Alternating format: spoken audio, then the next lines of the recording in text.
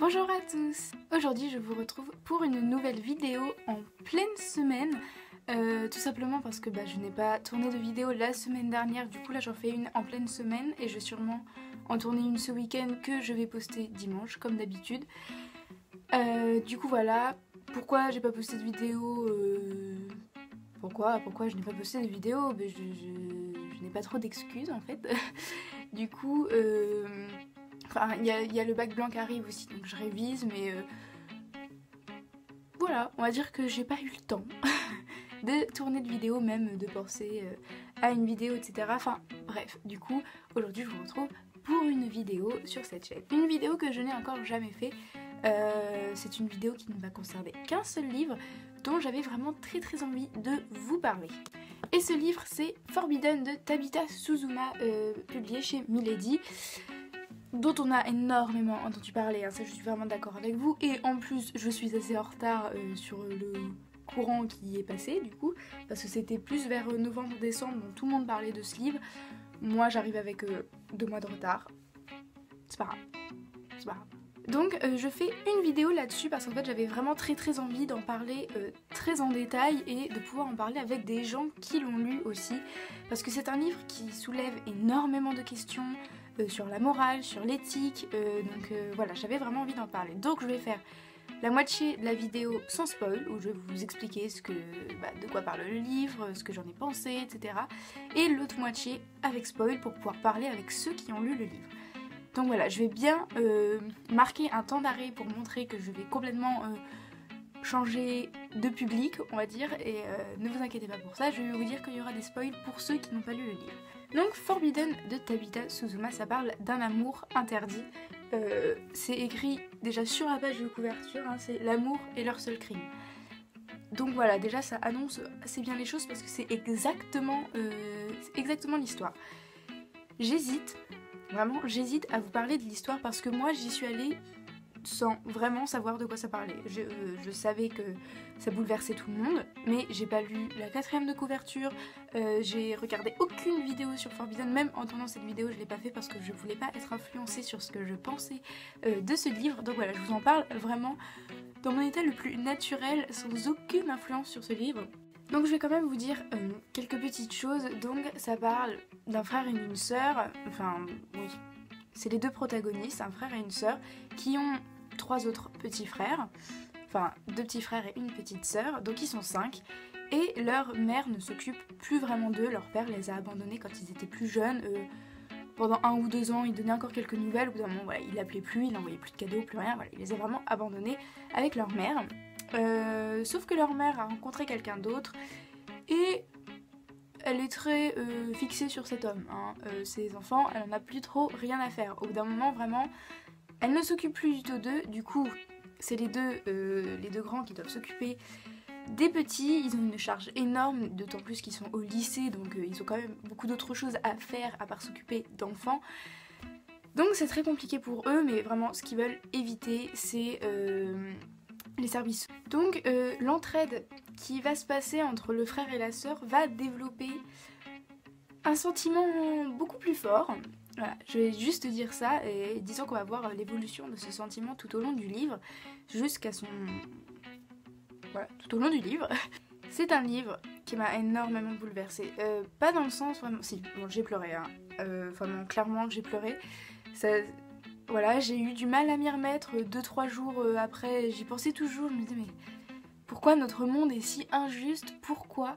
Parce que voilà, si jamais vous l'avez pas encore lu et que vous voulez le lire, vous vous rendrez compte vraiment de la situation très critique dans laquelle ils sont et de la situation de notre monde actuel aussi un petit peu.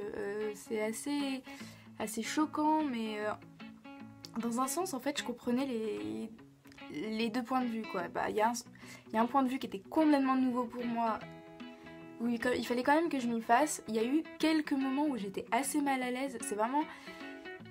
Voilà, il y a eu des moments où je me sentais pas très bien, la scène qui se déroulait sous mes yeux, ça me mettait mal à l'aise parce que moi je m'imaginais dans ma vie, dans cette situation, je me disais ça colle pas, ça va pas. Et dans un autre sens, je me disais, voilà, dans un sens, ils auraient été contraints, enfin pas contraints, mais il y a 10 000 facteurs qui ont fait que ça les a poussés vers cette finalité, donc voilà. Mais voilà, c'était vraiment un super livre qui fait poser beaucoup de questions, qui fait énormément réfléchir et qui est très bouleversant. Vraiment, c'est le mot, c'est très bouleversant, c'est très choquant, c'est très émouvant, c'est beau. En plus, la plume de Tabitha Suzuma, je la trouve vraiment belle, très fluide, ça se lit vraiment bien, vraiment vite, c'est addictif. Et ben voilà, dans un sens c'était un beau livre, c'était une belle histoire. Mais c'est une histoire qui m'a complètement choquée, voilà, je peux pas en dire plus. C'est mon coup de cœur, évidemment. Pour moi, il y a rien à redire, les livres qui me font réfléchir comme ça, c'est pour moi vraiment des livres qui sont marquants, et donc pour moi c'est un coup de cœur. Il y a très peu de livres qui me font vraiment réfléchir comme ça. Les livres que je pourrais citer qui reviennent le plus, c'est ceux de Victor Hugo, parce qu'il critique énormément la société de son époque, il critique énormément les injustices qu'il peut y avoir. Là, c'est la même chose, mais à notre époque actuelle en fin de compte. Et du coup, je trouve ça incroyable. Voilà, j'aime beaucoup ce genre de livre, et là, je trouve c'était très bien fait. Elle a énormément bien exploité son sujet, qui était pas du tout un sujet facile. Comme je vous l'ai dit, il y avait des scènes où j'étais mal à l'aise, et je pense que c'est normal. Et du coup, voilà. Donc là, on va passer avec la partie spoil. Donc, tous ceux qui n'ont pas lu le livre, ne regardez pas cette partie. Si vous voulez juste savoir comme ça et vous savez que vous n'allez pas lire le livre, vous pouvez continuer. Voilà, faites comme vous voulez, mais là, je vous l'annonce, le spoil arrive. Pour tous ceux qui l'ont lu, vous savez du coup que l'amour est entre le frère et la sœur, qui sont allés jusqu'à faire l'amour, jusqu'à ce que la mère les découvre. C'était génial, c'était très malaisant. Cette scène m'a énormément choquée d'ailleurs. La mère qui griffait dans le dos de son fils. Déjà, elle est jamais là de leur vie, et là, elle ose. Voilà. Moi, ça m'a énervée. Hein, leur mère, je la déteste clairement. Et là, je me suis dit, mais dans quelle injustice ils sont arrivés, quoi. Parce que, dans un sens, c'est leur mère en plus, qui les a un peu poussés à s'entraider tous les deux, à s'occuper de leur enfant. Ils étaient un peu la mère et le père de 3 enfants, donc forcément, voilà, ça les rapproche de fou, quoi. Et puis c'était 2 personnes qui se comprenaient parfaitement. Lui, Locan, je crois, Lochan, je sais pas comment on prononçait, moi je disais Locan. Il était seul en plus, et vraiment sa sœur, c'était la chose la plus sublime qu'il avait, donc dans un sens c'était presque inévitable en fait qu'ils soient ensemble. Et moi je me disais à la fin, mais même presque tout au long du livre, mais qui on est pour interdire des gens de s'aimer? Peu importe qu'ils aient des liens de parenté, peu importe voilà, que ce soit peut-être interdit, voilà, c'est interdit parce que nous on a dit que c'était interdit, mais on n'est personne pour choisir à la place des autres s'ils peuvent s'aimer ou pas. Donc c'est un sujet vraiment très sérieux quand même, qui relève beaucoup de questions. Après, scientifiquement, oui, on va dire, il y aura un problème pour faire des enfants. Enfin, on peut faire des enfants, mais les enfants ne seront pas vraiment normaux, on va dire, normaux. Ils seront normaux, mais ils auront forcément des choses physiquement, et même ils peuvent avoir des maladies rares aussi, voilà, qui vont survenir parce qu'ils viennent de 2 personnes avec le même sang. Donc ça, c'est quelque chose qui est pas forcément bien, mais après, si par exemple dans un cas où il y a un frère et une sœur qui vont être ensemble, il y a toujours l'adoption. Voilà, donc ça peut être aussi... Donc voilà, il y a toujours des solutions, moi je trouve, et je pense vraiment que nous ne sommes personne pour interdire des gens de s'aimer. Donc voilà, c'est un sujet vraiment très très sérieux, il faut quand même faire attention, parce que moi je dis qu'on est personne, mais après, moralement parlant, ça rend mal à l'aise. Hein.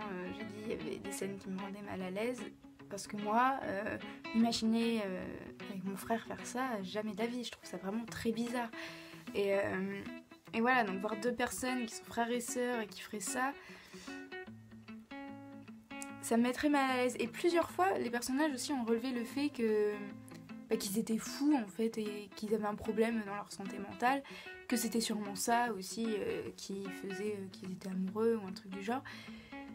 Je me suis posé la question aussi parce que dans un sens ils ont évolué dans une situation familiale absolument horrible et du coup bien sûr il y a des séquelles qui commencent à naître, puis ils ont été parents carrément avant l'âge, donc voilà, ils étaient obligés tous les deux d'avoir des responsabilités qui normalement ils n'auraient jamais dû avoir.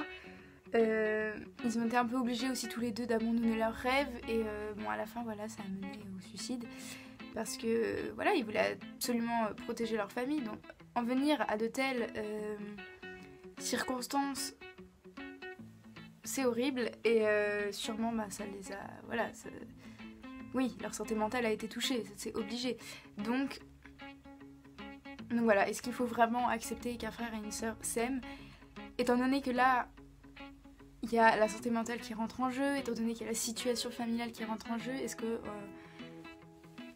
Voilà. Il y en avait un aussi qui n'acceptait pas d'être ouvert aux autres, donc c'est très compliqué. Il y a énormément de choses dans ce livre qu'il faudrait relever, qu'il faudrait analyser.